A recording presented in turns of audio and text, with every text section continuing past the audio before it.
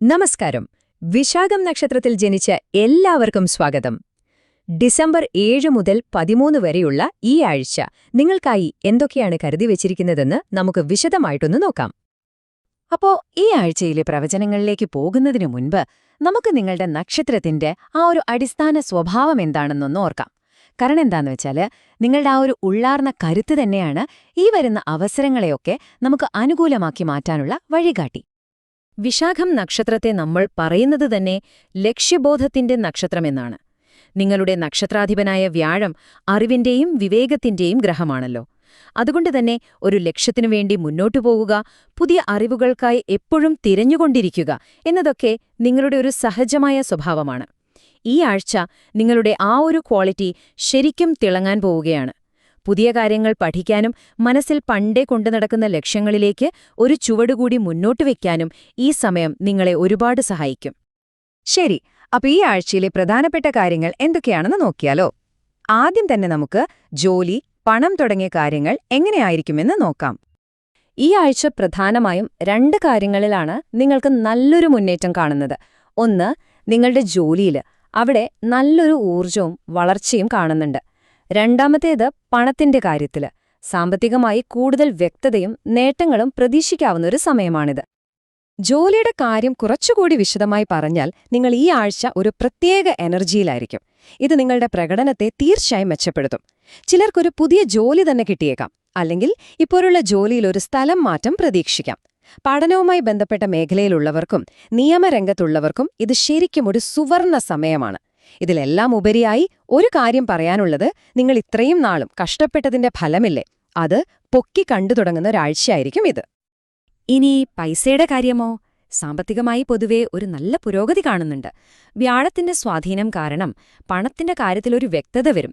അതായത് എവിടെ പണം മുടക്കണം, എവിടെ നിന്ന് ലാഭം കിട്ടും എന്നതിലൊക്കെ നിങ്ങൾക്കൊരു ഉൾക്കാഴ്ച കിട്ടും.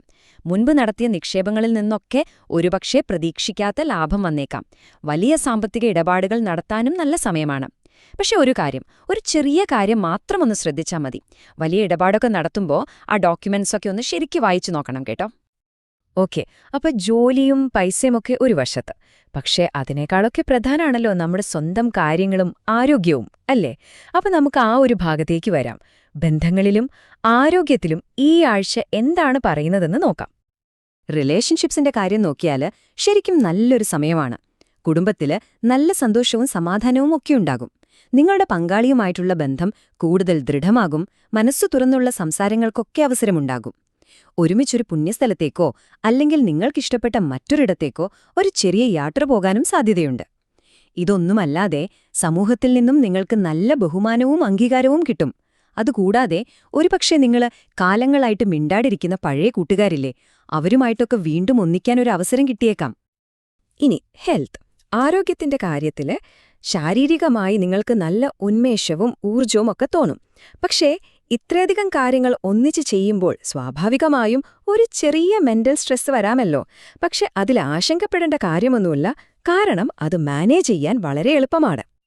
ഈ ഒരു ചെറിയ പിരിമുറക്കം ഒഴിവാക്കാൻ 2 സിമ്പിൾ വഴികളുണ്ട്. ഒന്ന്, ചെയ്യാനുള്ള കാര്യങ്ങളൊക്കെ കൃത്യമായി ഒന്ന് പ്ലാൻ ചെയ്യുക. ഏതിന് പ്രാധാന്യം കൊടുക്കണം എന്നൊരു ലിസ്റ്റ് ഉണ്ടാക്കിയാൽ തന്നെ പകുതി ടെൻഷൻ കുറയും. രണ്ടാമതായിട്ട്, നല്ല ഉറക്കം, റെസ്റ്റ്, ഇതിന് സമയം കണ്ടെത്തുക. ഈ 2 കാര്യങ്ങൾ ശ്രദ്ധിച്ചാൽ മാത്രം മതി ഈ നല്ല ആഴ്ച നിങ്ങൾക്ക് കൂടുതൽ മനോഹരമാക്കാം. ഇനി ഈ ആഴ്ചയിലെ പോസിറ്റീവ് എനർജി ഒന്നുകൂടി കൂട്ടാൻ സഹായിക്കുന്ന കുറച്ച് ലക്കി എലമെന്റ്സ് നോക്കാം. ഇതൊരു ചെറിയ ബൂസ്റ്റ് കിട്ടാൻ വേണ്ടിയാണെന്ന് കരുതാം. ഈ ആഴ്ചയിലെ നിങ്ങളുടെ ലക്കി നമ്പേഴ്സ് 3ഉം 6ഉമാണ്. ഭാഗ്യനിറങ്ങളായി വരുന്നത് മഞ്ഞയും നീലയുമാണ്. ചിലപ്പോൾ പ്രധാനപ്പെട്ട ഒരു കാര്യത്തിന് പോകുമ്പോൾ ഈയൊരു നിറം നിങ്ങളുടെ കൂടെയുണ്ടെങ്കിൽ അതൊരു പ്രത്യേക കോൺഫിഡൻസ് തന്നേക്കാം. അവസാനമായിട്ട്, ഈ നല്ല ആഴ്ചയിൽ ചെറിയ എന്തെങ്കിലും ബുദ്ധിമുട്ടുകൾ ഉണ്ടാവാതിരിക്കാൻ നമുക്ക് എന്തു ചെയ്യാൻ പറ്റുമെന്ന് നോക്കാം. ഇതൊരു റെമഡിയാണ്, ഒരു പേടിപ്പിക്കലല്ല, മറിച്ചൊരു മുൻകരുതൽ മാത്രം. അപ്പൊ എന്തെങ്കിലും നെഗറ്റീവ് എഫക്ട്സ് വരാൻ സാധ്യതയുണ്ടെങ്കിൽ അതിനെ എങ്ങനെ നമുക്ക് മറികടക്കാം, അല്ലെങ്കിൽ അതിന്റെ ആഘാതം എങ്ങനെ കുറയ്ക്കാം? വളരെ ലളിതമായ 2 കാര്യങ്ങളാണ് നിർദ്ദേശിക്കാനുള്ളത്. ഒന്ന്, വ്യാഴാഴ്ചകളിൽ മഹാവിഷ്ണുവിനെ പ്രാർത്ഥിക്കുന്നത് എപ്പോഴും നല്ലതാണ്. കാരണം നിങ്ങളുടെ നക്ഷത്രാധിപനായ വ്യാഴത്തിന്റെ അനുഗ്രഹം കൂടുമല്ലോ. മറ്റൊന്ന്, പഠിക്കാൻ ബുദ്ധിമുട്ടുന്ന കുട്ടികളുണ്ടെങ്കിൽ അവർക്ക് പുസ്തകങ്ങളോ മറ്റോ വാങ്ങി നൽകി സഹായിക്കുക. അറിവ് കൊടുക്കാൻ സഹായിക്കുന്നത് നമുക്ക് കിട്ടുന്ന ഏറ്റവും വലിയൊരു പോസിറ്റീവ് എനർജിയാണ്.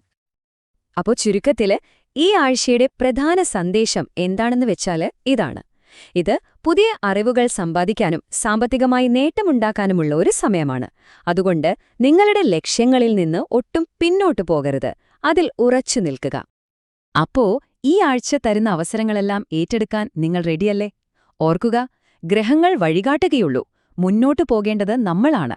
നിങ്ങളുടെ പ്രവൃത്തികളാണ് ഈ നല്ല സാധ്യതകളെ സത്യമാക്കുന്നത്. അടുത്ത ആഴ്ചയിലെ വിശേഷങ്ങളുമായി വീണ്ടും കാണാം. എല്ലാവർക്കും നല്ലൊരാഴ്ച ആശംസിക്കുന്നു.